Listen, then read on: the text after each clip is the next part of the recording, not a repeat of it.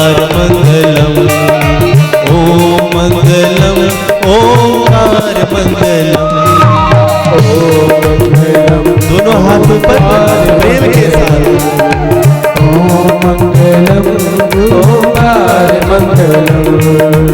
ओम मंगलम ओंकार मंगलम। ओम मंगलम ओंकार मंगलम। ओम मंगलम ओंकार मंगलम। ओम मंगलम ओंकार मंगलम। राम मंगलम सीता राम मंगलम। राम मंगलम सीता राम मंगलम। राम मंगलम सीता राम मंगलम। राम मंगलम सीता राम मंगलम। सीता राम मंगलम राजा राम मंगलम। सीता राम मंगलम राजा राम मंगलम। ओम मंगलम ओंकार मंगलम। ओम मंगलम ओंकार मंगलम। ओम मंगलम ओंकार मंगलम। ओम मंगलम ओंकार मंगलम। ओम मंगलम ओंकार मंगलम। ओम मंगलम ओंकार मंगलम। बड़े प्रेम के साथ दोनों हाथ नीचे नहीं। हरि मंगलम। श्री राधे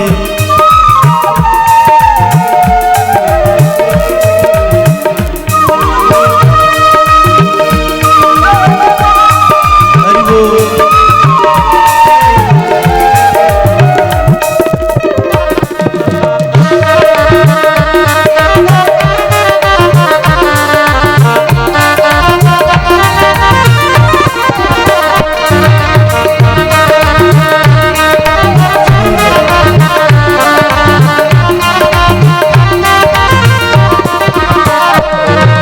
श्याम मंगलम राधे श्याम मंगलम।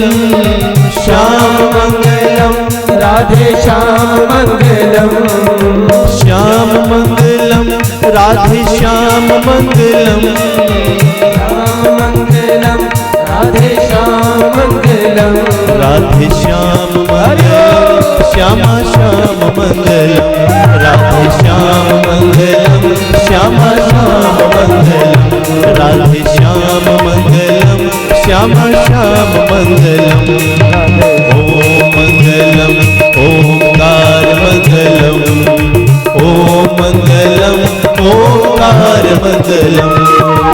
ओम मंगलम ओंकार मंगलम। ओम मंगलम ओंकार मंगलम। ओम मंगलम ओंकार मंगलम। ओम मंगलम ओंकार मंगलम। ओंकार मंगलम।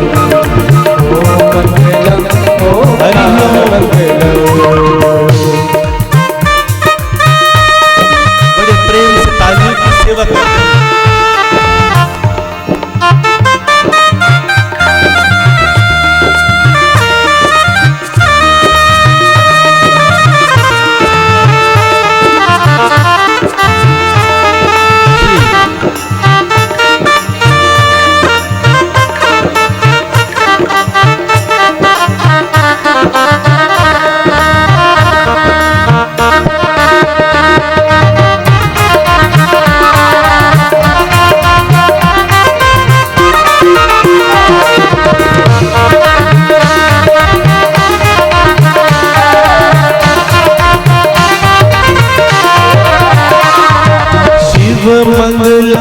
शिव शक्ति मंगलम। शिव मंगलम शिव शक्ति मंगलम। शिव मंगलम शिव शक्ति मंगलम। शिव मंगलम शिव शक्ति मंगलम। शिव मंगलम शिव शक्ति मंगलम।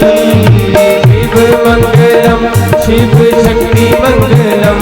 शिव शक्ति मंगलम शिव आत्म मंगलम। शिव शक्ति मंगलम शिव आत्म मंगलम। ओम मंगलम ओंकार मंगलम।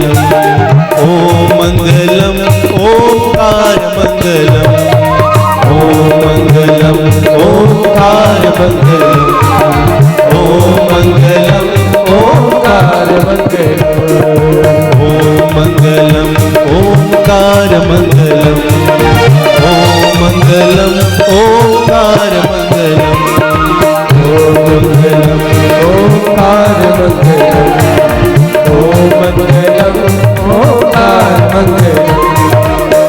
मंगलम ओंकार मंगलम ओम मंगलम ओंकार मंगलम ओम मंगलम ओंकार मंगलम ओम मंगलम ओंकार मंगलम ओम मंगलम ओंकार मंगलम ओम मंगलम ओंकार मंगलम ओम मंगलम ओंकार मंगलम ओम मंगलम ओंकार मंगलम ओम मंगलम ओंकार मंगलम ओम मंगलम ओंकार मंगलम ओम मंगलम ओंकार मंगलम ओम मंगलम ओंकार मंगलम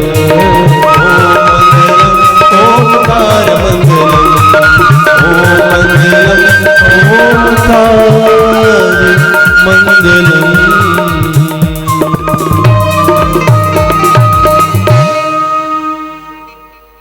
श्याम मंगलम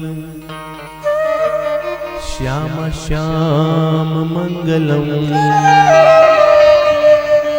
राम मंगलम सीताराम मंगलम। जहां पर माता जानकी जी सहित रामचंद्र जी के नाम का जहां पर उच्चारण हो जाता है,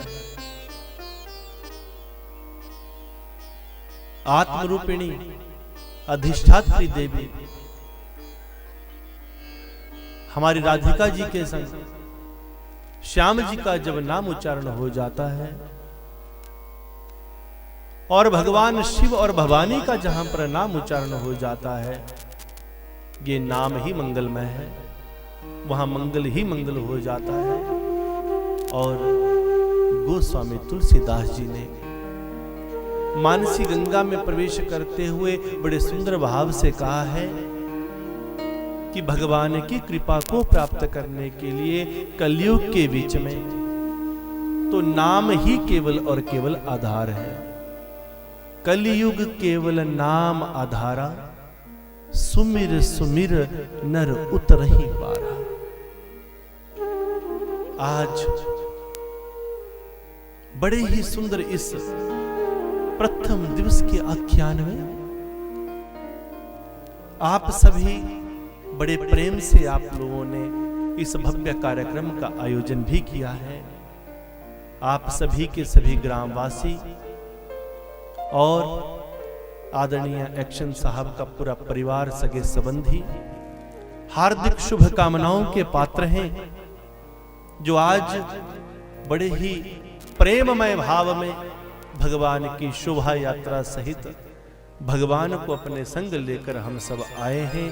और अब भगवान अपने बांगमय स्वरूप में 7 दिनों तक यहाँ पर विराजमान हुए हैं और ये मंगल ही मंगल हो गया है। जिस समय नैमिषारण्य तीर्थ में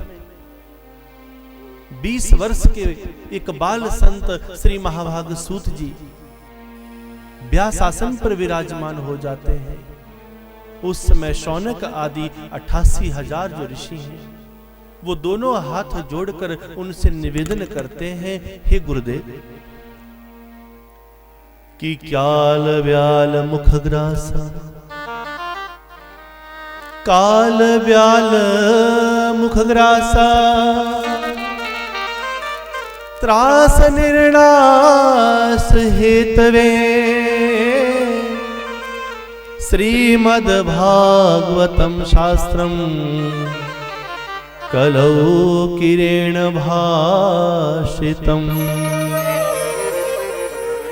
हे गुरुदेव, आपने कहा है कि इस घोर कलयुग के बीच में श्रीमद्भागवत महापुराण ही वो पावन ग्रंथ है जो काल रूपी विशाल अजगर सांप के मुख में हमारे पीसे जाने से हमें बचा देता है। गुरुदेव कहते हैं, काल व्याल मुख ग्रासा त्रास निर्नाश हेतु। एक विशाल अजगर सांप की भांति है ये कली काल, और हम सब उसके मुख में बैठे हैं। धीरे धीरे वो अपने मुख को बंद करता जा रहा है। पता नहीं कब हम उसके मुख में पिस जाएंगे, कब हम कलिकाल रूपी उस विशाल अजगर सांप के मुख का ग्रास बन जाएंगे, और हम इतनी बुरी तरह से तड़पेंगे कि उस समय कोई हमें बचाने वाला नहीं होगा। क्योंकि भगवान कहते हैं कि सुमिरन के लिए भी मैंने तुम्हें एक वक्त दिया है, और वो वक्त जब चला जाता है तो उसके बाद वो सुमिरन भी काम नहीं आता। सुमिरन करने के लिए भी एक वक्त है, परमात्मा को पाने के लिए भी एक वक्त है। हे गुरुदेव, आप हमें बताएं कि आखिर इस कथा का सार क्या है, भागवत का सार क्या है, और किस प्रकार से इस भागवत का श्रवण करके हम परमात्मा को प्राप्त कर सकते हैं। सबसे महत्वपूर्ण प्रश्न भागवत के आरंभ में जो किया है, वो एक प्रश्न पूछा है कि गुरुदेव, आप हमें ये बताएं कि आखिर इस ग्रंथ में, आखिर इन पन्नों में, आखिर ऐसा क्या है कि इस ग्रंथ को भगवान के तुल्य माना गया। कहा गया कलयुग के बीच में भगवान श्री कृष्ण भागवत के रूप में विराजते हैं। तो भागवत की महिमा को बताने के लिए बड़ी सुंदर कथा का आरंभ करते हैं। भगतजनों, भगवान के आगमन की इस परम पवित्र बेला में और प्रथम दिवस में बहुत सा आयोजन भी रहता है। आप लोगों ने बहुत सा सुंदर आयोजन भी किया है। जाने अनजाने से विलंब भी हो जाता है, परंतु आपकी, हमारी, हम सभी की गलतियों को क्षमा करने वाले, अहेतु की कृपा करने वाले भगवान श्याम सुंदर जी के श्री चरणों में बारंबार प्रणाम करते हैं। आइए थोड़ी देर के लिए हम एक साथ बैठेंगे और हरि नाम की चर्चा का आनंद लेंगे। भागवत की महिमा को बताने के लिए श्री महाभाग सूत जी शौनक आदि 88,000 ऋषियों को बड़ा सुंदर वृत्तांत आरंभ करते हैं। आओ मैं तुम्हें बताता हूं कि आखिर ये भागवत की रचना कैसे हुई। ये उस समय की बात है, भगवान श्री कृष्ण द्वारिकाधीश बन चुके हैं। 16,108 विवाह हो चुके हैं, परंतु फिर भी जिन्हें परम सन्यासी कहा गया है, ऐसे भगवान श्याम सुंदर आज अपने कक्ष में विराजे हैं। तो अचानक से कलिकाल उनसे मिलने के लिए आते हैं, और कलिकाल ने भगवान श्री कृष्ण जी के कानों में धीरे से कहा, हे प्रभु, आपने कहा था कि जिस समय आप इस संसार से फिर से अपने निज धाम वापिस जाना चाहते हैं, तो उस समय मैं आपको याद करवाऊं। तो आज मैं आपको फिर से ये स्मरण करवाने के लिए आया हूं कि हे भगवान, अब आपके जाने का समय हो गया है। जैसे ही भगवान श्री कृष्ण ये जानते हैं कि अब मेरे निज धाम, अपने धाम जाने का समय हो गया है, तो उस समय भगवान श्री कृष्ण के नेत्रों से आंसू टपकने लगे। उन अश्रुओं की धाराओं के साथ भगवान श्री कृष्ण किसी एकांतमय स्थान पर बैठने का विचार करते हैं और अपने महल को छोड़कर एक जंगल में प्रविष्ट हुए। जंगल में प्रवेश करके एक वृक्ष के साथ अपनी पीठ लगाई, अपनी जांघों को आगे फैलाया, एक पांव के ऊपर दूसरा पांव रखा। भगवान श्री कृष्ण के चरणों में एक पद्म मणि सुशोभित है। झाड़ियों के बीच में बैठे हुए भगवान श्री कृष्ण, और उसी समय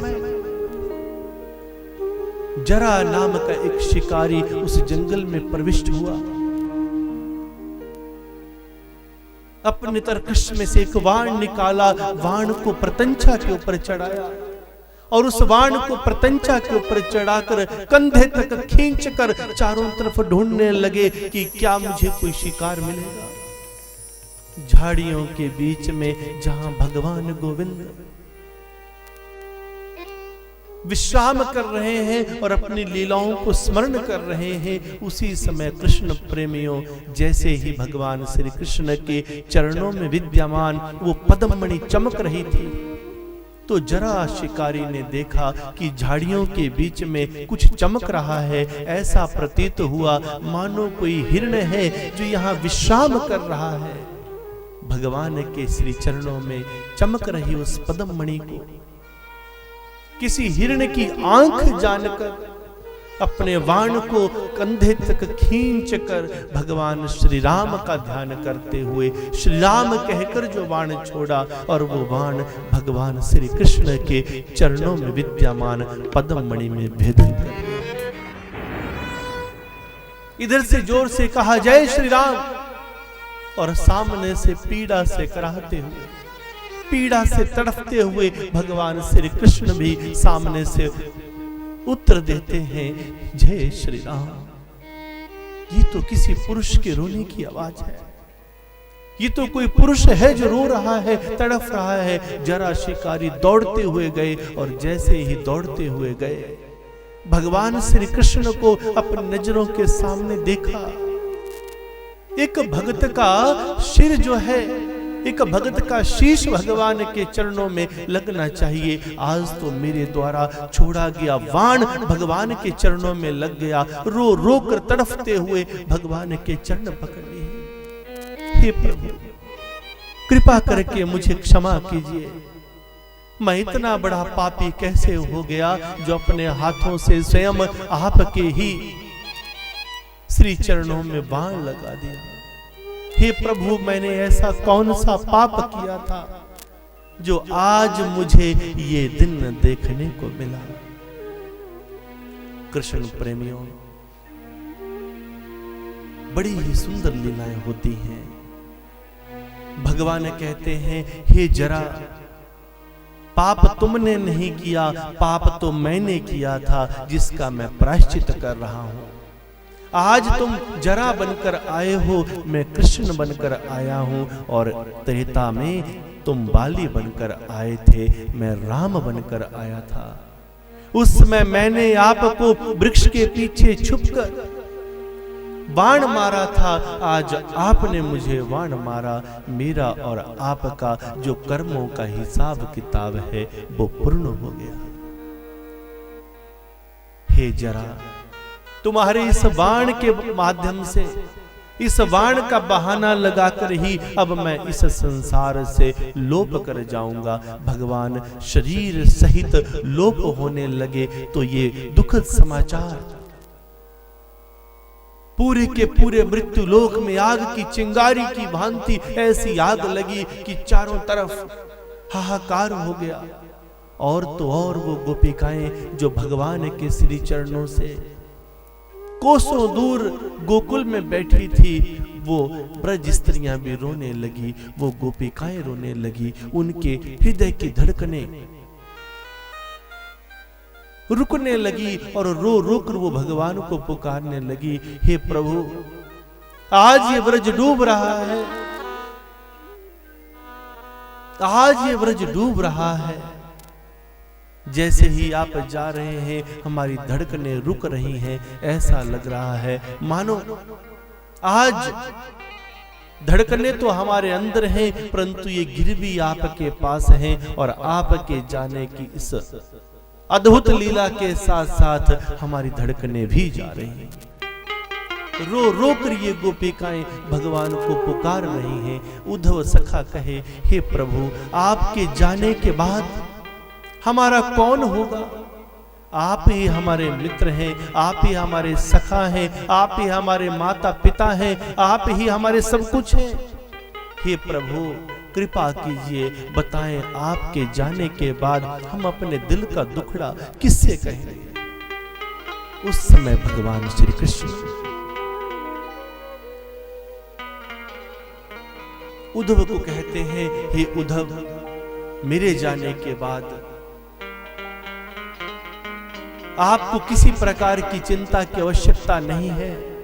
मैं अपने जाने से पहले ही अपनी संपूर्ण शक्तियों को अपने ही वांगमय स्वरूप भागवत जी में स्थापित करता हूं। उद्धव जी की आंखों के सामने देखते देखते भगवान श्री कृष्ण एक रूप में इस संसार से लोप हो जाते हैं और दूसरे रूप में भगवान श्री कृष्ण भागवत का स्वरूप हो जाते हैं और कहा, मेरे पांव के अंगूठे से लेकर पादादि केश पर्यंतम, पांव के अंगूठे से लेकर मेरे केश पर्यंत, मेरे बालों तक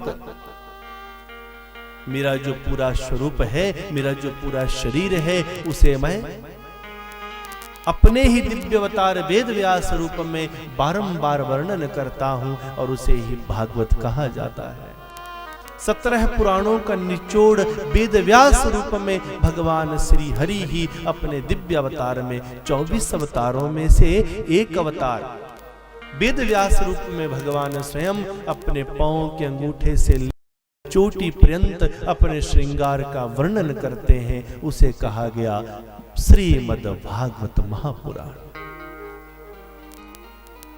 तो कथा प्रेमियों, ये भागवत क्या है, ये ग्रंथ क्या है? ये ग्रंथ ब्रज की यादें हैं। ये भागवत जो ग्रंथ है, ये उस ब्रज के ग्वाले का सारा के सारा स्वरूप है, जो एक ही बार अपनी तिरछी नजर से हमारे दिल की चोरी कर देता है, हमारे दिल को घायल कर देता है। केवल मात्र एक ही बार अपनी तिरछी नजर से जो हमारा सब कुछ चोरी करके ले जाता है, हमारे चित्त की चोरी करके ले जाता है, उस कृष्ण का जो वास्तविक कलयुग के बीच में जो स्वरूप है, वो भागवत है।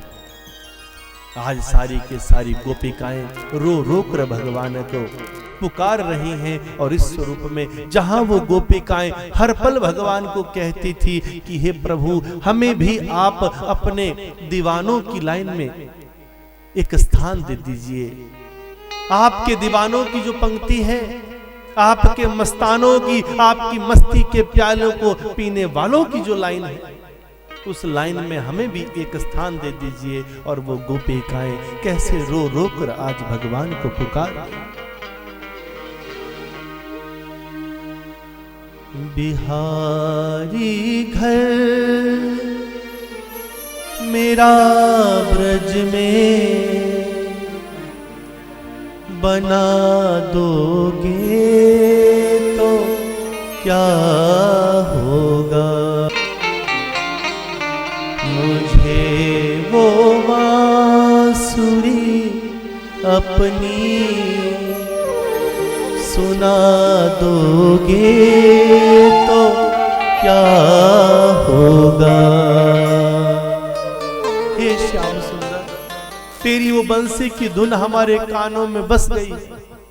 एक पल के लिए भी तेरी वो धुन सुनाई ना दे तो ये धड़कनें रुकने लगती हैं। हे श्याम सुंदर, तेरी उस बंसी की धुन के बिना हम जिएंगी तो कैसे जिएंगे।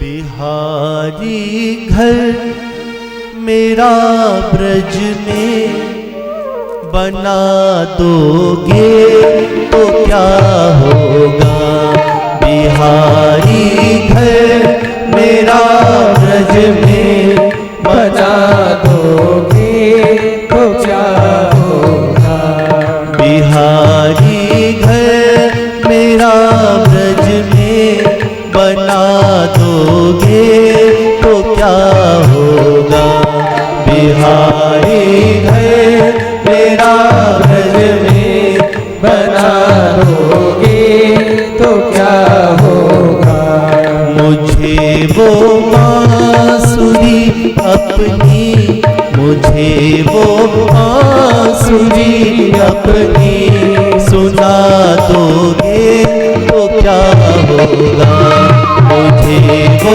बांसुरी अपनी दोगे तो क्या होगा। बिहारी घर मेरा ब्रज में बना दोगे तो क्या होगा। बिहारी घर मेरा ब्रज में बना दोगे तो क्या होगा। प्रेम से आइए उसकी बंसी की धुन के सुनते हुए हरि बोल जय श्री कृष्ण।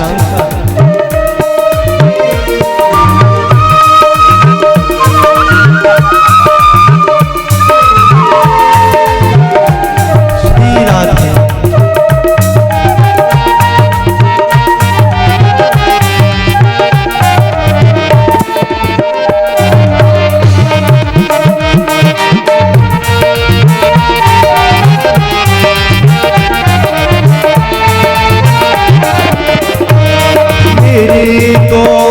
पाल गिरधारी मेरे को पाल बनवारी।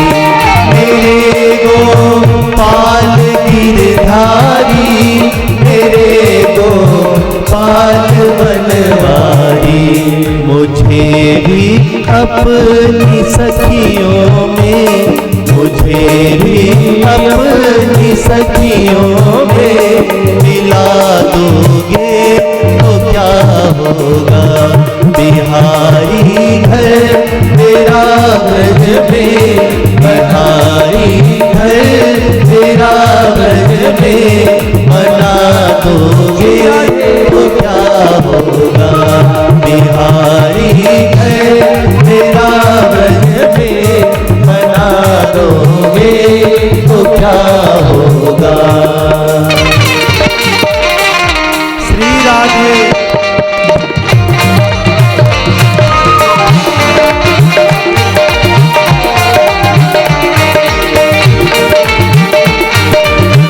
श्री हरि श्री राधे।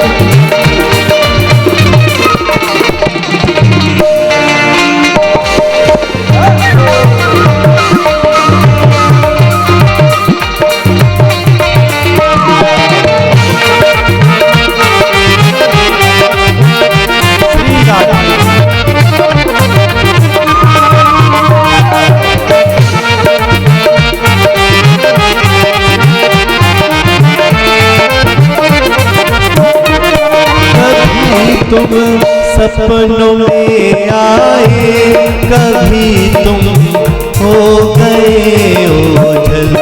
कभी तुम सपनों में आए कभी तुम हो गए ओझल।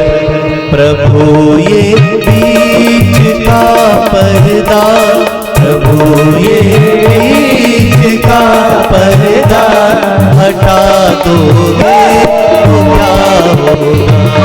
बिहारी घर मेरा ब्रज में बिहारी घर मेरा ब्रज में बना दोगे तो क्या होगा। बिहारी घर मेरा ब्रज में बना दोगे तो क्या होगा। मुझे वो बांसुरी अपनी मुझे वो बांसुरी अपनी सुना दोगे तो क्या होगा। सुना दोगे तो क्या होगा। बिहारी घर मेरा ब्रज में बिहारी घर मेरा ब्रज में बना दोगे तो क्या होगा। बना दोगे तो क्या होगा। श्री राधे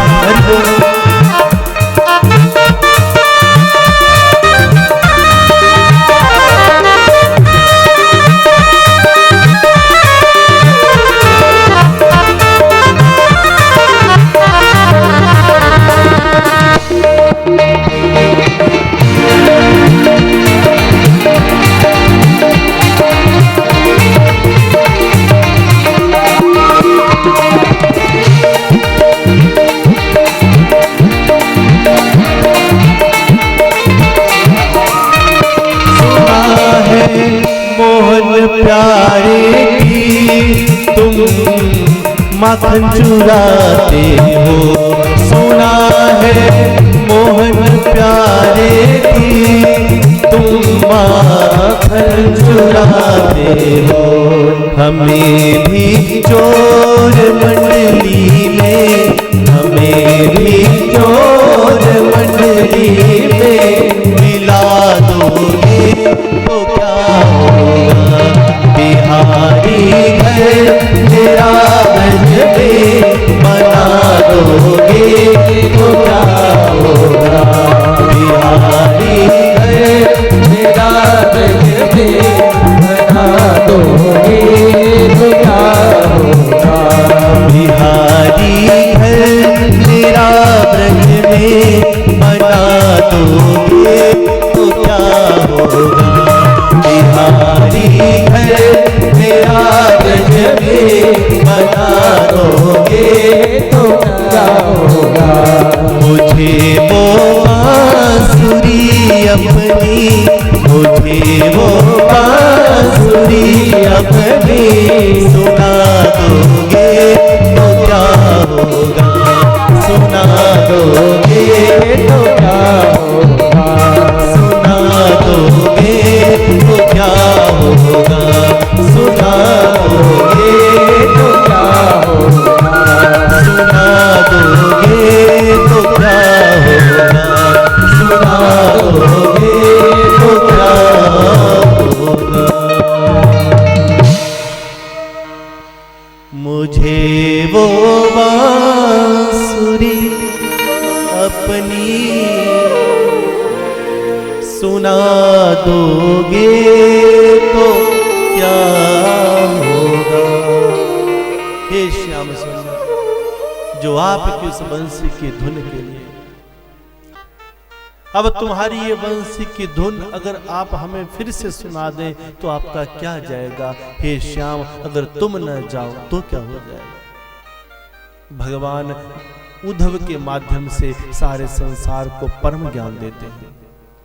भगवान श्री कृष्ण के परम धाम जाते समय, निज धाम जाते समय कोई सबसे बड़ा साक्षी अगर कोई है तो वो उद्धव जी है। उद्धव जी की आंखों के सामने सामने भगवान एक रूप में शरीर सहित लोप हो गए और दूसरे रूप में भगवान भागवत जी का स्वरूप हो गए और कहा मेरे जाने के बाद घोर कलयुग का आगमन होगा और उस समय जीवात्माओं के कल्याण के लिए अगर सबसे सरल उपाय कोई है मुझे प्रसन्न करने का तो वो है भागवत। इसीलिए कहा कि कलयुग के बीच में यत फलम नास्ति तपसा, कि यत फलम नास्ति तपसा ना योगे न समाधिना तत्फलम लभते सम्यक कलौ केशव कीर्तनात्। यत फलम नास्ति तपसा, ना योगे न समाधिना, न योग से, न जप से, न तप से, न समाधि से, किसी भी प्रकार से सतयुग में, त्रेता में, द्वापर में घोर जप तप योग साधना करने से भी जो फल प्राप्त नहीं होता था वही फल कलयुग में मात्र केशव का कीर्तन करने से ही मिल जाएगा। इसलिए जितनी देर भी कथा में बैठे एक पल के लिए भी अपने नाम संकीर्तन को ना रोके, ये कीर्तन करते रहें करते रहें करते रहें।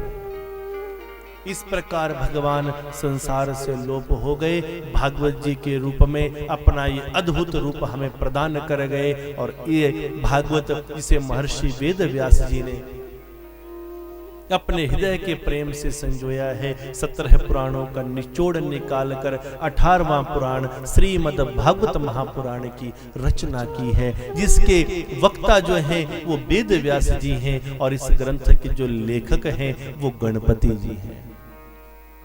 गणपति भगवान स्वयं अपने हाथों से इस ग्रंथ को लिखते हैं और वेद व्यास भगवान अपने मुख से कहते जाते हैं।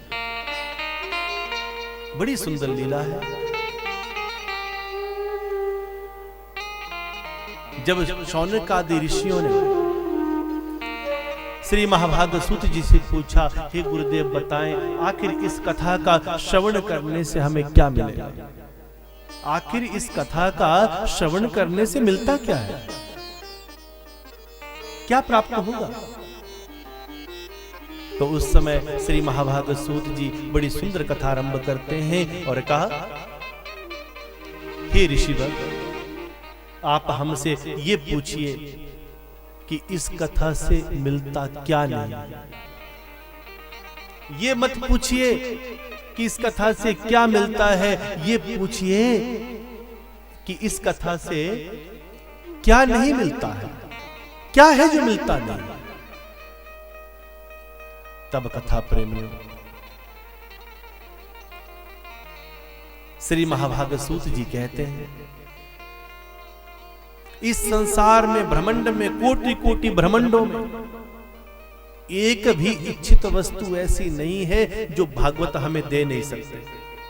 भागवत जी की कृपा से हर वस्तु हमें प्राप्त हो सकती है। आपके हमारे जीवन में एक भी इच्छित वस्तु ऐसी नहीं है जो भागवत हमें दे नहीं सकता। बस हमें ही मांगने का सलीका नहीं आता। वरना देने वाले के घर में किस चीज की कमी है, किस बात की कमी है, बाबा तेरी गली कि मूकं करोति वाचालं पंगुलंघ्यते गिरिं यत्कृपातमहं वन्दे परमानंद माधवम्। श्री महाभाग सूत जी कहते हैं, हे शौनकादि ऋषियों, मूकम करोति वाचालम, जो मूक है, जो गूंगा है, वो वाचाल हो जाता है, वो बोलना शुरू हो जाता है। पंगु लंघ्यते गिरिम, जो कोई लूला लंगड़ा हो वो बड़े बड़े पर्वतों को लांघ जाता है। जिसके ऊपर माधव की कृपा हो जाती है वो लूला लंगड़ा भी चलना शुरू हो जाता है और गूंगा बहरा भी, गूंगा बोलना शुरू हो जाता है, बहरा सुनना शुरू हो जाता है। तो ऋषि मुनियों ने प्रश्न किया, गुरुदेव इसका अर्थ ये है कि इस क्षेत्र में जितने कोई मूक हैं, जितने कोई गूंगे हैं, जितने कोई बहरे हैं, जितने कोई लूले लंगड़े हैं, क्या हम उनको एकत्रित करके ले आएं और उन्हें कथा में बिठा दें? आखिर वो कौन सा लूलापन है, कौन सा वो लंगड़ापन है जो कथा के द्वारा दूर होता है? आज यही तो वो परम रहस्य है। गुरु महाराज, सतगुरु महाराज अपने पावन सत्संग में कहते हैं, गुरु महाराज कहते हैं, भीतर के पट खोल रे तुहे राम मिलेंगे, घूंघट के पट खोल रे तुहे पिया मिलेंगे। ये कथा कोई साधारण कथा नहीं है। इस कथा का जो परम रहस्य है वो बड़े से बड़े योगी लोग भी इस रहस्य के लिए तरसते हैं, बड़े बड़े महापुरुष भी तरसते हैं। बस अपने मन को टिकाने की बात है। इसीलिए तो बार बार निवेदन किया जा रहा है कि आज प्रथम दिवस में जाने अनजाने से जो रह जाए, छूट जाए, कोई बात नहीं, पर कल से कथा में 1 मिनट का भी विघ्न ना हो, 1 मिनट का भी विलंब ना हो। ठीक 12:30 बजे शांत होकर अपने अपने स्थान पर बैठ जाए। हो सके तो अपने हाथ में भगवान के नाम की माला होवे, गुप्ती आपके हाथ में होवे। जब तक कथा शुरू ना हो तब तक अपना माला का जप करते रहे। निश्चित रूप से सभी के कंठ में माला विराजमान होनी चाहिए, जपने के लिए भी माला होनी चाहिए। पता लगना चाहिए कि आप कथा के लिए आए हैं। कौन सा वो लूलापन है, कौन सा वो गूंगापन है जो कथा से दूर हो जाता है। श्री महाभाग सूत जी बड़ी सुंदर कथा कहते हैं, आओ मैं एक बार फिर तुम्हें लेकर जा रहा हूं भगवान के उसी समय में जब भगवान इस संसार को छोड़कर चले जाते हैं। भगवान शरीर सहित लोप हो गए, सभी देवी देवता इस लीला को देखकर रुदन कर रहे थे। देवताओं के कल्याण के लिए भगवान ने कैसी कैसी लीलाएं की। भगवान संसार से फिर से चले गए और उस समय भगवान का जब यहां से प्रस्थान हुआ तो उस समय द्वापर का विराम होने लगा और कलयुग का आगमन होने लगा। कलयुग के कुछ समय बीतने पर देवर्षि नारद जी के मन में एक विचार आया। वो यमुना का तट, वो बंशी वट, वो वृंदावन की भूमि जहां पर मेरे भगवान पल पल रास रचाते हैं, जहां मेरे प्रभु का नाम हर पल गूंजता रहता है, वो यमुना का तट जहां मेरे भगवान रास रचाते हैं। आज वृंदावन रास रच्यो है, मैं भी देखन जाऊंगी सखी, मैं भी देखन जाऊंगी। आत्मा परमात्मा के मिलन की रात है, आत्मा परमात्मा के मिलन की ये रात है। आज महारास है, आज महारास है। देवर्षि नारद रो रहे। मेरे प्रभु जहां रास रचाते थे, मेरे प्रभु जहां पर हर पल नाचते थे, जहां पर ब्रज की स्त्रियां उनकी एक बंसी की धुन को सुनकर पगला जाती थी, जिनकी गोदी में उनके पति सिर रखकर विश्राम कर रहे होते थे, वो ब्रज स्त्रियां अपने पति का सर वहीं छोड़कर भागी भागी बंसी की धुन के पीछे जाती थी। वो गौ माताएं जो अपने बछड़ों को दूध पिला रही होती थी, वो बंसी की धुन को सुनकर बछड़ों को छोड़कर भाग जाती थी। और वो बछड़े जो अपनी मां से जो दूध पान कर रहे होते थे, वो बछड़े भी उस बंसी की धुन को सुनकर दौड़े दौड़े जाते थे। उस प्रेम को देखने के लिए नारद जी ने विचार किया कि आज कलयुग के आगमन पर, इस कलयुग के आने पर जरा मैं जाकर देखूं, क्या आज भी वृंदावन की भूमि में, क्या आज भी यमुना के तट पर मेरे गोविंद का नाम है। वृंदावन पहुंचे।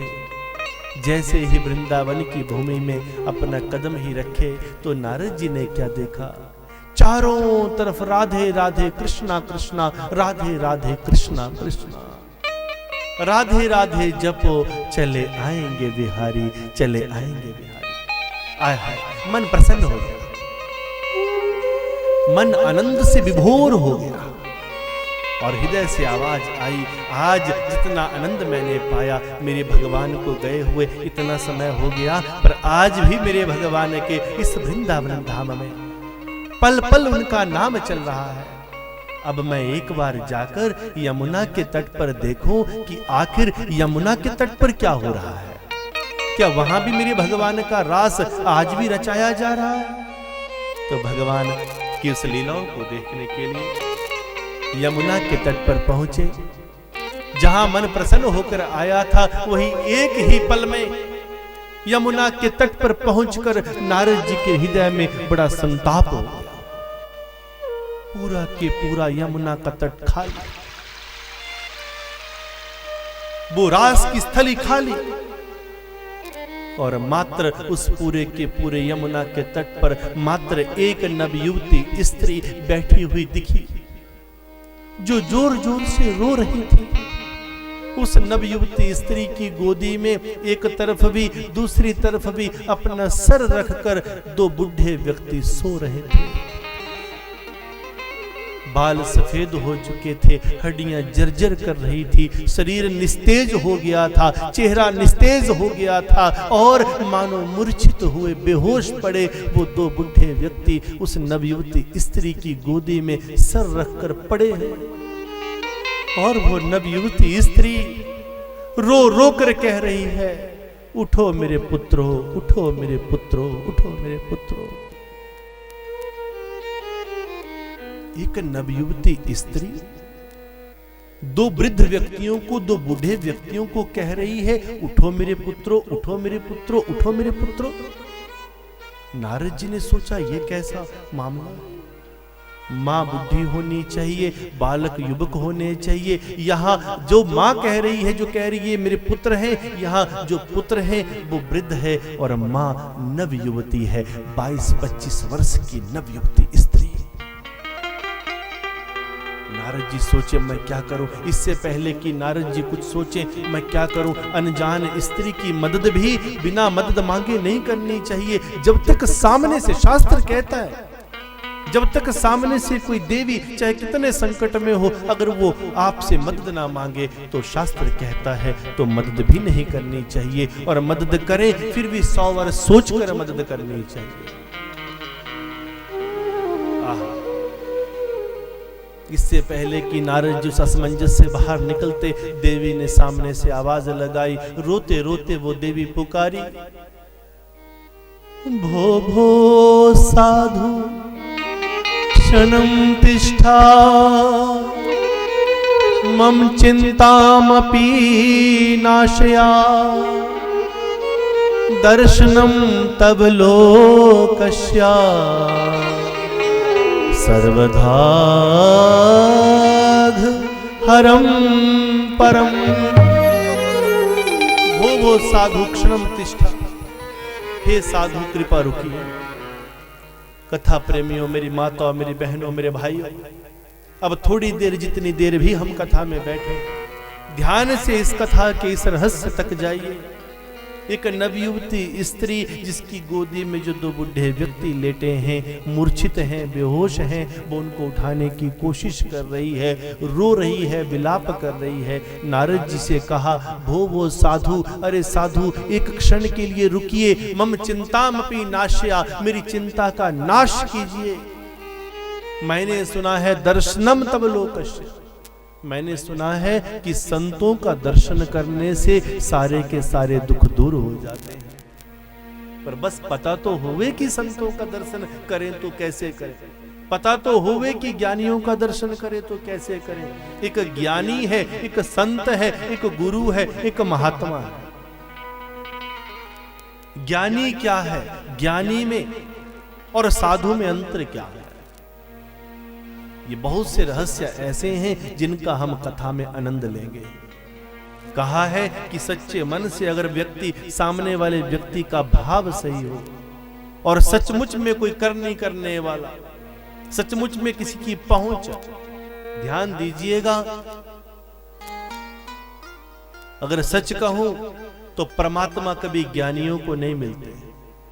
जिनके अंदर बहुत ज्यादा ज्ञान होता है, चाहे वो किसी भी चीज का ज्ञान हो, किसी भी चीज का ज्ञान, जिनके अंदर ज्ञान ज्यादा होवे, परमात्मा उनको नहीं मिलते। परमात्मा तो अज्ञानियों को मिलते हैं, भोले भालों को मिलते हैं। जिनका दिमाग ज्यादा चले उनको परमात्मा नहीं मिलते, जिनका दिमाग कम चलता हो परमात्मा उनको मिलते हैं। बस बशर्ते कि हमें पता हो कि सच्चे संत की शरण में जाएं तो कैसे जाएं। तो कह दिया, दर्शनम तब लोकस्य, बड़ भाग तब जानिए,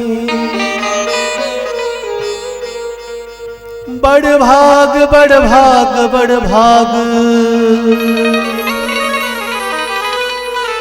बड़ भाग तब जानिए, जब मिलने आवे संत, संतन को मिलवो करे, सब कष्टन को अंत। बड़भाग समझ लेना अपने को जब संतों का मिलन हो जाए, या तो आप संतों के पास चले जाएं या संत स्वयं आपके पास आ जाएं। दोनों ही अवस्थाओं में बड़भागी अपने को मान लेना, क्योंकि कहा है कि संतों के दर्शन मात्र से संतों के दर्शन मात्र से, संतों के मिलन मात्र से सब कष्टन को अंत। हे देवर्षि नारद जी, संतों के दर्शन से सारे कष्टों का अंत होता है। तो हम आपसे निवेदन कर रहे हैं, मेरे दोनों ये पुत्र बेहोश हो गए हैं, वृद्ध हो गए हैं, इनका कल्याण कीजिए। नारद बोले ऐसा कैसे, माता नवयुवती, पुत्र बूढ़े हो गए, ऐसा कैसे हो सकता है? तो देवी अपना परिचय देती हैं, अहम भगति रीति ख्याता इमौ में तनयो मतो ज्ञान वैराग्य नामानो काल योगेन जर्जरो। अहम भगति रीति ख्याता, मेरा नाम भगति है, ये दोनों मेरे पुत्र ही हैं। एक ज्ञान है, एक वैराग्य है। उत्पन्ना द्रविड़े प्रदेशे, मैं द्रविड़ में उत्पन्न हुई हूँ, कर्नाटका में बड़ी हुई हूँ, महाराष्ट्र में क्वचित क्वचित महाराष्ट्र में कहीं कहीं सम्मानित हुई हूँ। देवी का नाम क्या है बताइएगा जोर से, क्या नाम है? भक्ति। कौन सी भक्ति? जो हम सब रोज कहते हैं, सब के सब लोग कहते हैं। आपने जिस भी गुरु से शब्द लिया होवे, कोई ज्ञान लिया हो, गुरु कहते हैं भक्ति करो, सुमिरन करो, भक्ति को धारण करो। जिस भक्ति को धारण करने के लिए हम पूरी जिंदगी तड़पते रहते हैं, वो भक्ति आज स्वयं एक संत के चरणों में, नारद जैसे महात्मा के, कहा मुनि सत्तमः, जो मुनियों में भी जो श्रेष्ठ हैं, देव ऋषि, देवताओं के जो ऋषि हैं, उनके श्री चरणों में वो देवी भक्ति प्रणाम कर रही हैं। मेरे दोनों पुत्रों का दुख दूर करो। द्रविड़ में उत्पन्न हुई, कर्नाटका में बड़ी हुई, महाराष्ट्र में कहीं कहीं सम्मानित हुई, और जैसे जैसे मैं घूमती घूमती गुजरात की तरफ पहुंची, तो मैं इस घोर कलयुग के प्रभाव के कारण अपने दोनों पुत्रों सहित बुढ़ी हो गई। मेरे पुत्र युवक ही थे, दोनों पुत्र भी वृद्ध हो गए, मैं भी वृद्ध हो गई, और मैंने लाख उपाय ढूंढा पर मेरा दुख दूर नहीं हुआ। संतों ने कहा जिसका दुख कहीं दूर ना हो, उसका दुख वृंदावन में दूर होता है। मैं अपने पुत्रों को लेकर वृंदावन पहुंच गई। वृंदावन में पहुंचकर हरि नाम का संकीर्तन सुनकर, राधे नाम का वो मंगल गान सुनकर मैं तो फिर से पुनर्युवती हो गई, पर मेरे दोनों पुत्र वृंदावन में पहुंचकर भी अपने दुख से मुक्त नहीं हुए। हे नारद जी, मुझे किसी ने कहा यमुना के तट पर ले जाओ, यमुना के तट पर लेकर गई, पर फिर भी मेरे पुत्रों का दुख दूर नहीं हुआ। नारद जी, मेरे पुत्रों का दुख दूर कर दीजिए। नारद घोर साधना करते हैं, भगवान श्री हरि नारायण का चिंतन करते हैं, भगवान श्री हरि आकाशवाणी करते हैं, सत्कर्म करो, सत्कर्म करने से ज्ञान वैराग्य का दुख दूर होगा। अब ये सत्कर्म क्या है, ये पता ना चले सत्कर्म क्या है। तो नारद बद्रिक आश्रम में पहुंचे। विशालापुरी में उनका आश्रम है, जिसे कहा गया बद्रिक आश्रम। तो बद्रिक आश्रम में पहुंचे, और वहां पर पहुंचकर नारद जी दोनों आंखें बंद करके अंतर ध्यान हो जाते हैं, और प्रभु से कहा, हे प्रभु, अगर सत्कर्म मैं करना चाहूं तो कृपा करके मुझे ज्ञान दीजिए, मुझे किसी ऐसे संत का दर्शन करवाइए जो मुझे बता सके कि आखिर सत्कर्म है क्या। सत्कर्म, सत्य की प्राप्ति के लिए जो कर्म किया जाए उसे कहते हैं सत्कर्म। और सत्य क्या है? सत्य किसे कहा गया? कि सच्चिदानंद स्वरूपाय, सच्चिदानंद स्वरूपाय विश्वोत्पत्त्यादि हेतवे तापत्रय विनाशाय श्री कृष्णाय वयं नमः। सत्य, चित्त और आनंद के मिलने से बना सच्चिदानंद। सत्य वो है जो कभी ना बदले, सृष्टि और आदिर मध्यांतम, सृष्टि के बनने से पहले भी, मध्य में भी और सृष्टि का अंत होने के बाद भी जो एक ही जैसा रहे उसे सत्य कहते हैं। एक ऐसा प्रकाश जिसमें करोड़ों सूर्य के समान तेज हो, उस प्रकाश को कहा गया चित्त। वो चित्त भी केवल परमात्मा ही है। एक ऐसा आनंद जो हमारे शरीर का मोहताज नहीं है, हमारे जन्म और मृत्यु का मोहताज नहीं है। एक ऐसा आनंद जो जन्म से पहले भी, जन्म के बाद भी और मरने के बाद भी वो हमारे साथ रहे, उसे कहा गया परमानंद। एक आनंद तो ये रहता है कि आजकल सर्दियों के दिन है, सभी अच्छी अच्छी जैकेट पहन लिए, गरम गरम बढ़िया पकवान खाए और अपने शरीर को बचाया, ये भी एक आनंद है। परंतु शरीर जब ढल जाएगा, शरीर में बीमारियां लग जाएंगी, तो आवश्यक नहीं है कि हम वो सब कुछ खा पाएं जो हम चाहते हैं, इसलिए वो आनंद समाप्त हो जाएगा। एक ऐसा आनंद जो कभी दूर ना हो, एक ऐसा आनंद जो कभी समाप्त ना हो, उसे कहा गया परमानंद। और वो परमानंद कहाँ है? वो परम सुख कहाँ है? मिलता है सच्चा सुख केवल भगवान तुम्हारे चरणों में, रहे ध्यान तुम्हारे चरणों में, तुम्हारे चरणों में ध्यान रहे। हे प्रभु, सच्चा सुख तो केवल उसी को मिलता है जिसका ध्यान तुम्हारे चरणों में होता है। आज नारद जी की पुकार को भगवान ने सुना।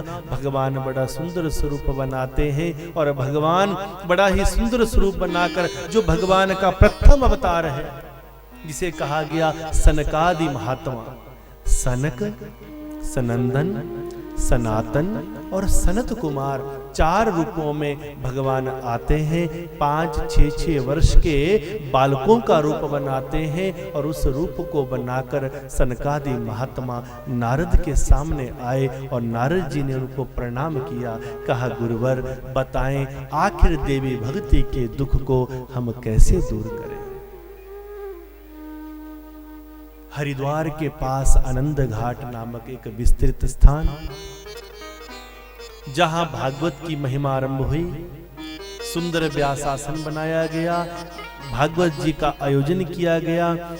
4 महात्मा, सनकादि महात्मा व्यासासन पर बैठे और चारों महात्मा जब व्यासासन पर बैठे, उस समय देवी भक्ति को और उनके पुत्रों ज्ञान वैराग्य को यमुना के तट से हरिद्वार लेकर आया गया। सोचिएगा कि भगवान के धाम में, जहां भगवान का घर है, जिसे वृंदावन कहते हैं, जिसे यमुना का तट कहते हैं, वहां से भी व्यक्ति को वापिस एक संत के चरणों में लेकर आया। अर्थ ये है कि भगवान कहते हैं कि अगर तुम मुझे डायरेक्ट पाना चाहो तो तुम मुझे प्राप्त नहीं कर सकते।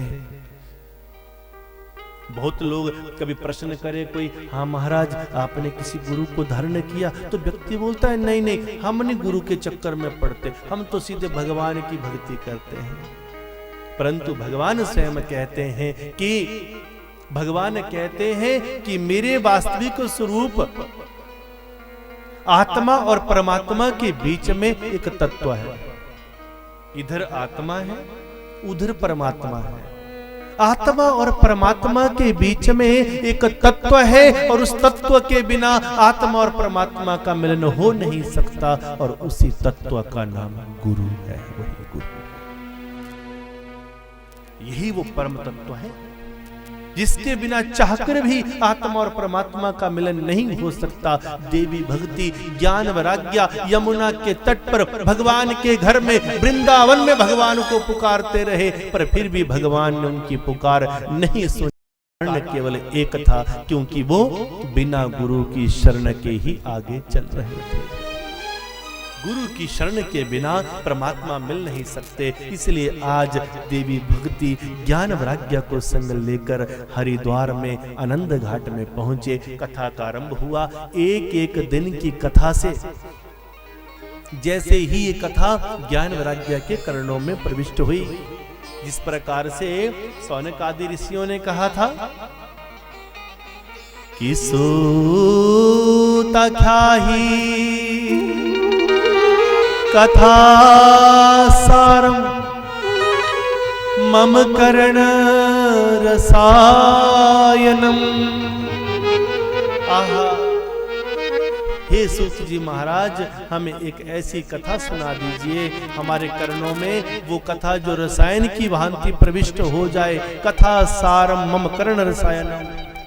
हमें कथा नहीं सुननी है, हमें कथा का सार सुनना है। हमें कथा मत सुनाइए, हमें कथा का सार सुनाइए। तब सनकादि महात्माओं ने कथा का सार आरंभ किया। उस कथा को जैसे जैसे कानों में प्रविष्ट हुई तो एक एक दिन की कथा से ज्ञान और वैराग्य हिलने डुलने लगे। और 7 दिन की इस कथा से ज्ञान वैराग्य की सारी के सारी मूर्छा दूर हो गई, उनकी वृद्धावस्था दूर हो गई। जो लूले लंगड़ों की तरह गिरे पड़े थे वो चलना शुरू हो गए, और जो गूंगों की तरह बिल्कुल मूक होकर पड़े थे वो भी बोलना शुरू हो गए। अर्थ ये है कि ये कथा शरीर के लंगड़ेपन के लिए, शरीर के गूंगेपन के लिए नहीं है। ये कथा आत्मा के लंगड़ेपन के लिए, आत्मा के गूंगेपन के लिए है। हमारे गंदे कर्मों के कारण हमारी आत्मा मूक हो जाती है, हमारी आत्मा लूली लंगड़ी हो जाती है और वो अपने सच्चे पिया का दीदार नहीं कर पाती है। इसलिए आज अपने सच्चे पिया को पाने के लिए देवी भक्ति, ज्ञान वैराग्य का जो ये कर्म है वो परम लक्ष्य को प्राप्त हुआ। भगवान विमान में आए, देवी भक्ति को आशीर्वाद दिया, कहा जाओ जहां जहां जिस जिस शरीर में मेरे नाम का गुणगान है, जो विष्णु भक्त है उनके हृदय में प्रवेश कर जाओ। देवी भक्ति हृदय में प्रविष्ट हुई। कहा जब तुम प्रसन्न हो जाओगी तो तुम्हारी दासी को भी मैं वैकुंठ से भेज दूंगा। भक्ति की दासी है मुक्ति। भगवान कहते हैं अगर मुक्ति को पाना है तो भक्ति को प्रसन्न करना पड़ेगा। भक्ति को पाना है तो ज्ञान वैराग्य को जागृत करना पड़ेगा। जो सोए पड़े हैं, चारों तरफ हजारों कथाएं चल रही हैं, लोग वृंदावन भी जा रहे हैं, मथुरा काशी बनारस सब जा रहे हैं, लोग वैष्णो माता भी जा रहे हैं, शिरडी साईं भी जा रहे हैं, तिरुपति भी जा रहे हैं, परंतु फिर भी ज्ञान और वैराग्य जागृत नहीं हो रहे हैं। क्योंकि चाहे किसी भी तीर्थ में चले जाओ, सर्व आश्रम अभिगमनम सर्व तीर्थ अवगाहनम। सारे आश्रमों में चले जाओ, सारे मंदिरों में चले जाओ, सारे तीर्थों में चले जाओ, डुबकी लगा लो। सर्व आश्रम अभिगमनम सर्व तीर्थ अवगाहनम ना तथा पावनम नृणाम श्रीमद् भागवतम परम। तब भी वो पवित्रता नहीं आएगी जो भागवत में डुबकी लगाने से आएगी। इसलिए हे पुण्य आत्माओं, चाहे कहीं भी चले जाओ, जब तक भागवत में डुबकी नहीं लगेगी तब तक उन तीर्थों में जाकर, मंदिर मस्जिद गुरुद्वारे में जाकर, आश्रमों में मंदिरों में जाकर भी कल्याण होने वाला नहीं है। इसलिए किसी संत की शरण में जाकर, किसी गुरु की शरण में जाकर जब तक हम अपने मन को ध्यान दीजिएगा। हो सकता है आप अपने जीवन में कुछ भी करते हो, हम सबका अलग अलग कार्य हो सकता है, पर ध्यान दीजिएगा जो कार्य है, आचार्य जी बैठे हैं वो वेद पाठ करने के लिए बैठे हैं, हम यहाँ बैठे हैं हम कथा का वाचन करने के लिए बैठे हैं, हमारे म्यूजिशियंस हैं वो अपनी कला को बिखेरने के लिए बैठे हैं, हमारी कोई माता हो सकता है कोई जॉब करती हो, कोई भाई ऐसा हो जो घर में खेत का काम करता हो। ये सारे के सारे जो कार्य हैं वो हमारे शरीर के कार्य हैं, वो हमारे कार्य नहीं। हमारे शरीर के कार्य अलग अलग हो सकते हैं, परंतु हे पुण्य आत्माओं, हम सबका आत्माओं का जो आंतरिक कार्य है वो एक है। इसलिए किसी भी बहाने से, किसी को भगवान ने हो सकता है कैमरे के बहाने से बुला लिया, किसी को भगवान ने तबले के बहाने से बुला लिया, किसी को भगवान ने टेंट के बहाने से बुला लिया, किसी ना किसी बहाने से भगवान ने बुलाया है। पर यह आवश्यक है कि हम अपने जीवन में चाहे कुछ भी कार्य करते हो, परंतु ये 7 दिन जो भगवान की शरण में हमें मिलते हैं, ये परम सौभाग्य की बात है। हमें इन 7 दिनों का भरपूर फायदा उठाना है और इन 7 दिनों का एक एक मिनट हमने भगवान के चरणों में इतने प्रेम से बिताना है कि आखिर वो भगवान भी आकर पूछे। वो किसी ने कहा है शायर में कि खुद ही को कर बुलंद इतना, कि खुद ही को कर बुलंद इतना कि हर तकदीर से पहले खुदा आकर पूछे बोल तेरी रजा क्या है, बोल तेरी रजा क्या है, बोल तेरी रजा क्या है। इसलिए आज अगर मुक्ति को पाना है तो भक्ति को प्रसन्न करना, भक्ति को प्रसन्न करना तो ज्ञान वैराग्य को जागृत करना, ज्ञान वैराग्य को जागृत करना है तो किसी न किसी श्रेष्ठ गुरु तपस्वी की शरण में जाना, किसी वैरागी की शरण में जाना। परमात्मा को पाने के लिए सबसे महत्वपूर्ण यह है कि ज्ञान के साथ साथ वैराग्य का होना जरूरी है। भागवत, भ से भक्ति, ग से ज्ञान, व से वैराग्य और त से तप। भक्ति ज्ञान वैराग्य सहित जब हम तप करते हैं, भक्ति को भी धारण करो, ज्ञान को प्रकाशित करो, वैराग को धारण करो, फिर जब हम तप करते हैं तो ही भागवत का सच्चा अर्थ हमें प्राप्त होता है। इसलिए हे प्रभु ऐसी कृपा करें कि बस हम आपके रूप को देखते रहें, देखते रहें, देखते रहें। इस प्रकार कथा प्रेमियों, देवी भक्ति का प्रसंग आपने सुना, कैसे भगवान ने इनको धन्य किया। आज भगवान की ये सुंदर परम पवित्र कथा जिसका हम आनंद ले रहे हैं, आज की इस कथा में आगे के प्रसंग में प्रवेश करते हुए किस प्रकार शौनक आदि ऋषियों ने पूछा कि हे गुरुवर, आपने हमें भक्ति का प्रसंग सुनाया, ज्ञान वैराग्य का सुनाया, परंतु उनको तो हमने कभी देखा नहीं। अब हमें क्या पता भक्ति क्या होती। भक्ति कोई हमारे सामने तो आई नहीं, ज्ञान वैराग्य हमारे सामने तो आया नहीं। तो गुरुदेव हम बड़े सीधे साधे हैं, हमें कोई ऐसा कोई एग्जाम्पल दे दीजिए, क्या हमारे जैसा व्यक्ति भी इस कथा को सुनकर पार हो सकता है। भक्ति सुना दी, ज्ञान सुना दिया, वैराग्य सुना दिया, हमें कोई पता नहीं कहाँ रहते हैं ज्ञान वैराग्य, हमें नहीं पता कहाँ रहती है भक्ति। हमें तो हमारे जैसे किसी अनाड़ी के बारे में सुना दो, हमें तो हमारे जैसे किसी पापी के बारे में सुना दो कि क्या कोई हमारे जैसा पापी भी इस कथा को सुनकर धन्य हुआ है। श्री महाभागवत सूत जी बड़ी सुंदर कथा सुनाते हैं। आओ कर्नाटके प्रदेशे तुंगभद्रा नदी संगमे, कर्नाटक प्रदेश तुंगभद्रा नाम की नदी के तट पर कुंदनपुर नाम का गांव। एक पति पत्नी रहते हैं, पति का नाम आत्मदेव, पत्नी का नाम धुंधली। दोनों के विवाह को लंबा समय हो गया और लंबा समय हो गया फिर भी संतान प्राप्त नहीं हुई। आज सब लोग ताने देने लगे। तो कथा प्रेमियों, आत्मदेव इतने श्रेष्ठ ब्राह्मण थे, दुनिया जहान में जिस भी घर में वो राज, बड़े से बड़े राजसिक घर में, छोटे से छोटे घर में, कैसे भी घर में आत्मदेव जहां पर पूजन का कार्य करते थे वहां सारी इच्छाएं पूर्ण हो जाती थी। परंतु आज आत्मदेव स्वयं संतान ना होने के कारण दुखी हैं, लोग उन्हें ताने देने लगे। और आज आत्मदेव के दिल पर इतनी चोट लगी कि आत्मदेव अपने एक मित्र सखा से पूछे, हे मेरे मित्र, मेरी मदद करो, या तो मुझे कोई ऐसा रास्ता बताओ कि मुझे संतान हो जाए, या फिर परमात्मा से प्रार्थना करो कि मुझे मौत ही आ जाए। सखा ने कहा, देखो मेरी नजर में एक संत है, चलो नदी के तट पर। नदी पार की, नदी के तट के पार गए, जंगल के बीच में एक छोटा सा तालाब, और तालाब के पास बैठे हैं एक संत।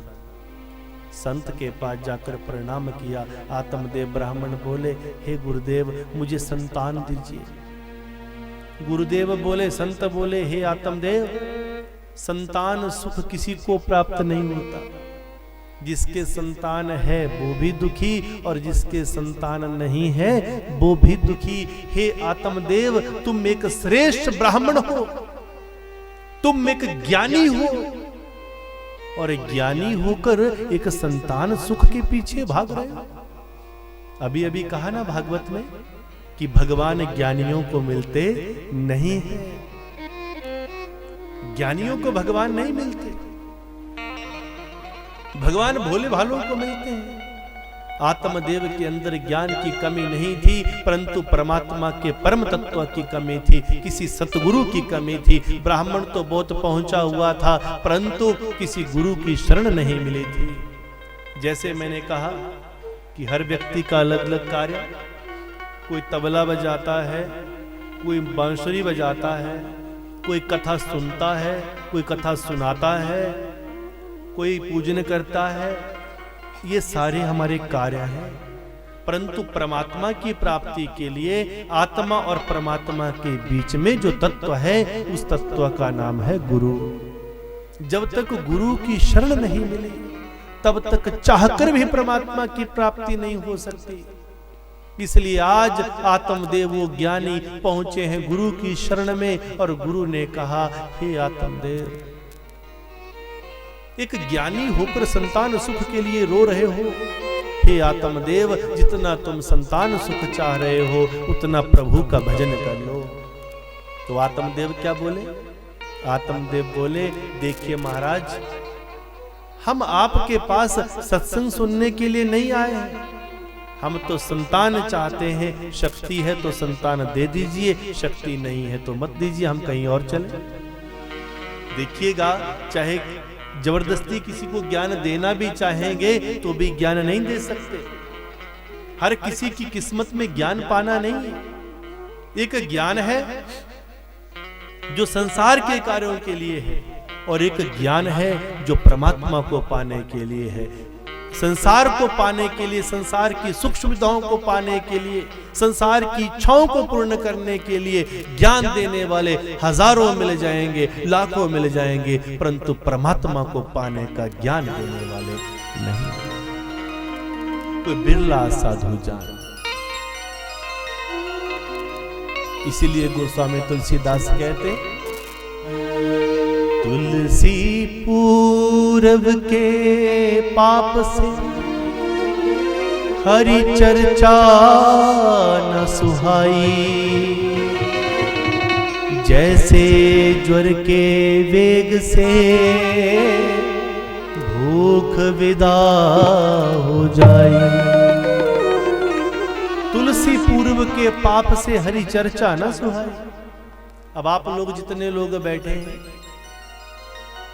किसी भी कथा में चाहे कम हो ज्यादा हो, ये महत्वपूर्ण नहीं है कि कितने लोग बैठे हैं, ये महत्वपूर्ण है कि कितने लोग किस भाव से बैठे हैं, क्या सोचकर बैठे हैं। और याद रखना, कथा के बीच में हम 7 दिन काट कर चले जाएंगे, पर फिर भी कथा के सार तक नहीं पहुंचेंगे अगर उसकी कृपा नहीं। बिनु सत्संग विवेक न होई, राम कृपा बिनु सुलभ न सोई। इसलिए आज आत्मदेव को गुरु महाराज का सत्संग अच्छा ना लगा, कहा फल दे सकते हो तो दे दो, मेरे पास सत्संग सुनने का टाइम नहीं। गुरुदेव जान गए, अभी इसकी किस्मत की चाबी लॉक है, इसकी किस्मत का जो ताला है ना, वो भी लॉक है, बिल्कुल लॉक किया हुआ है, उसे बंद किया हुआ है। किस्मत का जो ताला है, उसकी चाबी बिल्कुल पक्की लगी है, वो खुलने वाली नहीं। महात्मा जी ने फल दिया, लो अपनी पत्नी को खिला देना, तेरे घर में संतान हो जाएगी। आत्मदेव अपनी पत्नी धुंधली से कहे, देखो भाग्यवान, फल लेकर आए हैं, इस फल को खा लो, तुम्हारे संतान हो जाएगी। आत्मदेव नहीं जानते थे कि धुंधली देखने में तो बहुत सुंदर थी। आत्मदेव सोचते थे जितनी सुंदर मेरी पत्नी है, उतना ही सुंदर इसका मन भी है। परंतु सत्य तो ये था कि धुंधली देखने में तो अतैव सुंदर थी, बहुत सुंदर थी, परंतु गुणों से सुंदर नहीं थी, बड़े काले मन की थी, पापी मन की थी, अपने पति से पर्दा करती थी। धुंधली कभी चाहती ही नहीं थी कि उनके संतान हो, इसलिए आज जब आत्मदेव फल लेकर आए तो धुंधली को चिंता हो गई और सोचने लगी अब क्या करूं, अब क्या करूं। अपनी छोटी बहन से पूछा, ये बताओ मैं क्या करूं। छोटी बहन बोली, दीदी तू सही कहती है, बच्चा मत पैदा करना, बच्चा पैदा करेगी तो तेरा शरीर खराब हो जाएगा, तेरा चेहरा काला हो जाएगा, कहां बच्चों को पालती फिरेगी, तू इतनी सुंदर है, तेरी सारी शोभा बह जाएगी, तो क्या करे। बोला अपने पति से झूठ बोल दे कि फल खा लिया है, और झूठ बोल देना कुछ दिनों बाद कि बच्चा भी ठहर गया है। हे दीदी, मेरे गर्भ में एक संतान पल रही है, जब मेरी संतान होगी तो मैं अपनी संतान लाकर तुम्हें दे दूंगी, बदले में तुम मेरे पति को कुछ पैसे दे देना। तेरा पति तो सीधा साधा है, जीजा को तो पता ही नहीं चलता। धुंधली ने अपने पति की बात ना मानकर संत के फल का तिरस्कार किया, अपनी छोटी बहन के कहे अनुसार फल को ग्रहण नहीं किया। पूछा क्या करें। बोला दीदी, तेरे आंगन में बांझ गाय बंधी है, जरा उसको खिलाकर देखते हैं महात्मा का फल क्या करता है। वही फल, महात्मा जी के दिए हुए फल को बांझ गाय को खिला दिया, अपने पति से झूठ बोल दिया। 9 महीने बीते, 9 महीने तक गर्भवती होने का ढोंग करती रही। 9 महीने होने पर छोटी बहन के माध्यम से एक पुत्र हुआ। उसने अपना पुत्र अपनी बहन को कहे अनुसार दिया। धुंधली ने छोटी बहन के पुत्र को अपना पुत्र बना दिया और अपने पति से झूठ कह दिया, देखो मेरे पुत्र हो गया, पुत्र हो गया। आत्मदेव अपनी पत्नी से इतना प्रेम करते थे कि अंधा विश्वास करते थे, अंधा विश्वास। और वैसे भी कहते हैं कि लव इज ब्लाइंड, जो प्यार है वो तो होता ही अंधा है, जो सांसारिक प्रेम है वो होता ही अंधा है। जो हमारी आंखों को अंधा बना दे वो सांसारिक प्रेम। देखिए प्रेम की परिभाषा, एक सांसारिक प्रेम है, एक लौकिक प्रेम है, एक पारलौकिक प्रेम है। जो हमारी आंखों को अंधा कर दे, ठीक ठाक आंखों को भी जो अंधा कर दे, वो सांसारिक प्रेम, और जो अंधी आंखों को भी सूरदास की भांति जागृत कर दे, वो पारलौकिक परमात्मा का प्रेम। ये कथा हमारे अंधी आंखों को भी प्रकाशित कर देती है।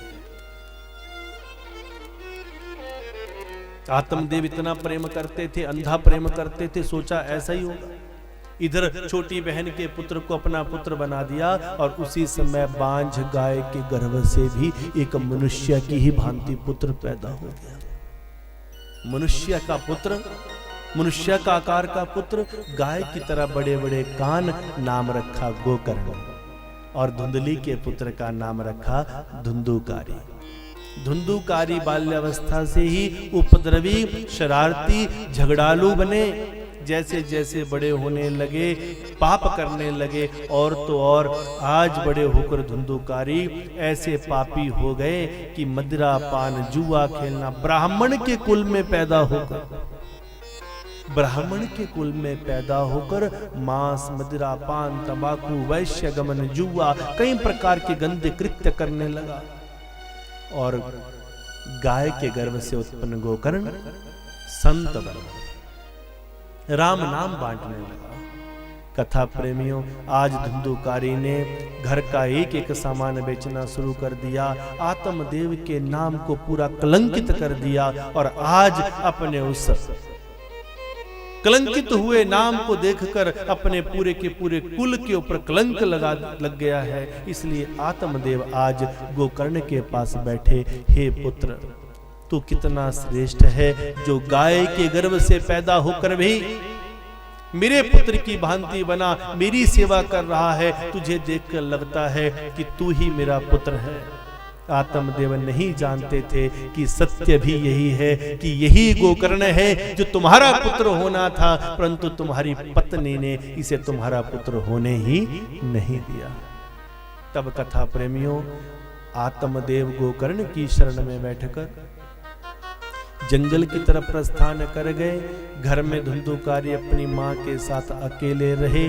आज और धन की इच्छा से, वैश्यों की इच्छाओं को पूरा करने के लिए धुंधुकारी ने जलती हुई आग की लकड़ी उठाई और अपनी माँ के पीछे दौड़े, मैं तुम्हें समाप्त कर दूंगा, अन्यथा मुझे इतना धन ला कर दो। आज धुंधली को अपने किए पर पश्चाताप हुआ। धुंधली अकेली ही थी जो जानती थी कि ये मेरी ही बीजी हुई फसल है जिसे मैं आज काट रही हूं। ये मेरे ही द्वारा तैयार किया गया मेरा ही पाप कर्म है जो आज मेरे सामने खड़ा हो गया है। धुंधली ने कहा, ऐसे पुत्र के हाथों से मरने से अच्छा है मैं अपने प्राणों को त्याग दूं। कुएं में जाकर छलांग लगाई और आत्महत्या कर ली। धुंधुकारी को अकेला देखकर 5 वैश्यों ने धुंधुकारी को भी पीट पीट कर समाप्त कर दिया। गोकर्ण अंतर्यामी है, अपने भाई और अपनी मां की मृत्यु का यह समाचार देखा तो कथा प्रेमियों गया, काशी, पुष्कर, प्रयाग आदि में जाकर अपने भाई और माता के श्राद्ध और पिंडदान आदि के कार्य किए। आज वापिस गोकर्ण अपने घर पहुंचे। अपने घर की याद आई तो वहां पर एक कई प्रकार की डरावनी आवाजें आने लगी। जैसे गोकर्ण ने अपने हाथ में जल लेकर छिड़का और कहा, जो भी शक्ति मेरे इर्द गिर्द मंडरा रही है वो प्रकट हो जाए। तो उस समय कथा प्रेमियों एक प्रेत प्रकट हो जाता है और वो प्रेत रो रो कर गोकर्ण से कहता है, हे मेरे भाई मुझे पहचानो, मैं कोई और नहीं, मैं तुम्हारा ही भाई धुंधुकारी हूं जो अपने बुरे कर्मों के कारण प्रेत योनि को प्राप्त हो गया। यमराज के यमदूतों की ताड़नाएं, यातनाएं बुरी तरह से पीड़ित और अपने भाई के आगे गुहार लगा रहा है, मुझे बचाओ, मुझे बचाओ, मुझे बचाओ। आज गोकर्ण धुंधुकारी के इस दुख को देखकर अपने इष्ट देव सूर्य देव का ध्यान करते हैं और सूर्य देव आकाशवाणी करते हैं, धुंधुकारी की मुक्ति के लिए सत्कर्म करो। और वो सत्कर्म केवल और केवल श्रीमद् भागवत महापुराण है। तब गोकर्ण महाराज भागवत का आयोजन करते हैं, स्वयं व्यासासन पर अलंकृत होकर इस कथा का संपादन करते हैं। धुंधुकारी को 7 गांठ वाले एक बांस के डंडे के बीच में बिठा दिया जाता है और काला झंडा लपेट दिया जाता है। 7 गांठ वाला बांस का डंडे का अर्थ क्या है? एक एक दिन की कथा से एक एक गांठ फटने लगती है और 7 दिन की कथा से 7 गांठें फट गई और धुंधुकारी की वो प्रेत आत्मा आज हरि का ही रूप होकर प्रकट हो गई। ये 7 गांठें क्या है? हमारे शरीर में भी 7 गांठें हैं, 7 चक्र हैं, मूलाधार, स्वादिष्ठान, मणिपुर, अनाहत, विशुद्ध, आज्ञ चक्र और सहस्त्रार चक्र। 7 चक्रों के बीच में ये जीवात्मा उलझी पड़ी है। एक एक दिन की कथा से एक एक चक्र प्रकाशित हो जाता है और 7 दिन की कथा से 7 चक्रों का मुंह हट जाता है, 7 चक्रों का पर्दा हट जाता है और हम परमात्मा का दीदार कर जाते हैं। ये एक दिन की प्रैक्टिस नहीं है, ये एक दिन की 1 घंटे की प्रैक्टिस नहीं है। जब हम रोज कथा का आनंद लेंगे तो निश्चित रूप से 7 दिन में हम कथा के पूर्ण फलादेश को प्राप्त करेंगे।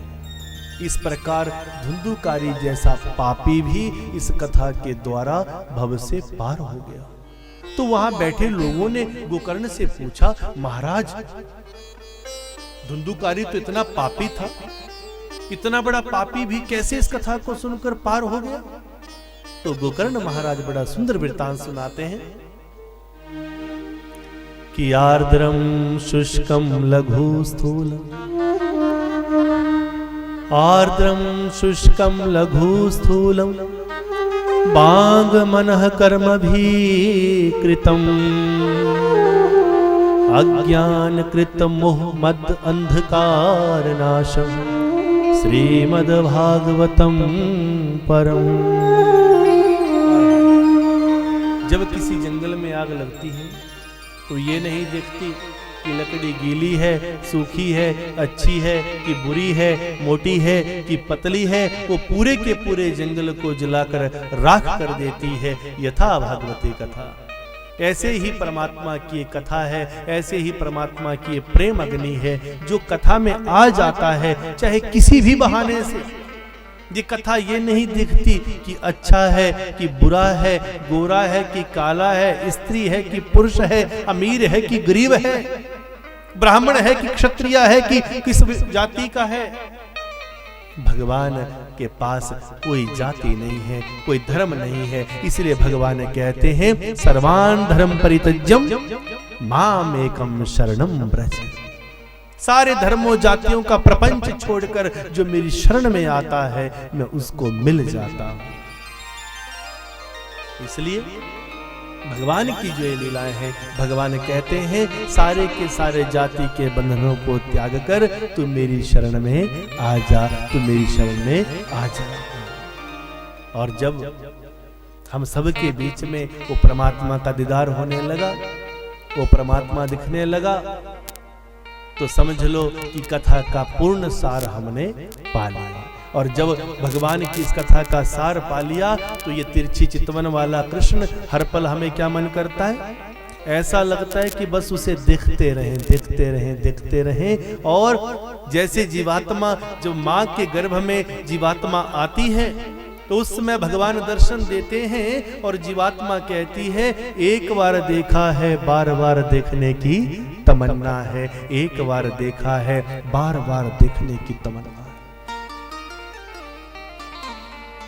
और फिर क्या, इस कथा का विश्राम बेला में प्रवेश करते हुए और आज की कथा का ये सुंदर भजन, अंतिम भजन भगवान के चरणों में, आइए भगवान के श्री चरणों का ध्यान करते हैं। और क्या था,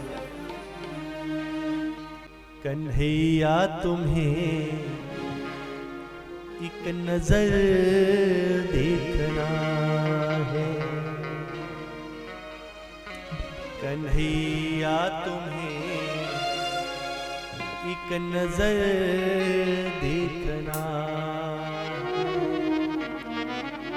जिधर तुम छुपे हो,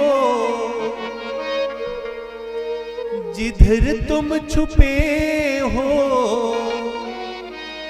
उधर देखना है, कन्हैया तुम्हें एक नजर देखना है, कन्हैया तुम्हें एक नजर देखना है, कन्हैया तुम्हें एक नजर देखना है, कन्हैया तुम्हें एक नजर देखना है। जिधर तुम छुपे हो, जिधर तुम छुपे हो, जिधर तुम छुपे हो, जिधर तुम छुपे हो उधर देखना है, कन्हैया तुम्हें एक नजर देखना है, कन्हैया तुम्हें एक नजर देखना है। प्रेम से ताली की सेवा, हरि बोल। श्री राधे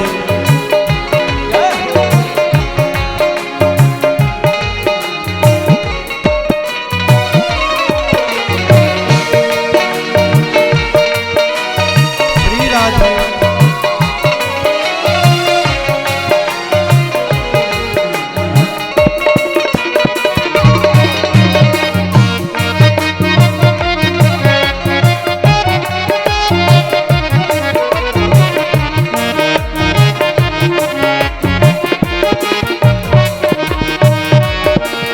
उबारा था जिन हाथ से गीत गज को, उबारा था जिन हाथ से गीत गज को, उबारा था जिन हाथ से गीत गज को, उबारा था जिन हाथ से गीत गज को, उन्हीं हाथों का, उन्हीं हाथों का असर देखना है। कन्हैया तुम्हें एक नजर देखना, कन्हैया तुम्हें एक नजर देखना है। कन्हैया तुम्हें एक नजर देखना है। जिधर तुम छुपे हो, जिधर तुम छुपे हो, जिधर तुम छुपे हो, जिधर तुम छुपे हो, उधर देखना है। कन्हैया तुम्हें एक नजर देखना है। कन्हैया तुम्हें एक नजर देखना है। श्री कृष्णा हरि बोल।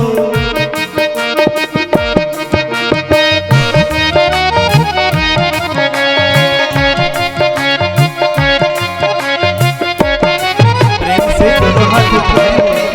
राधे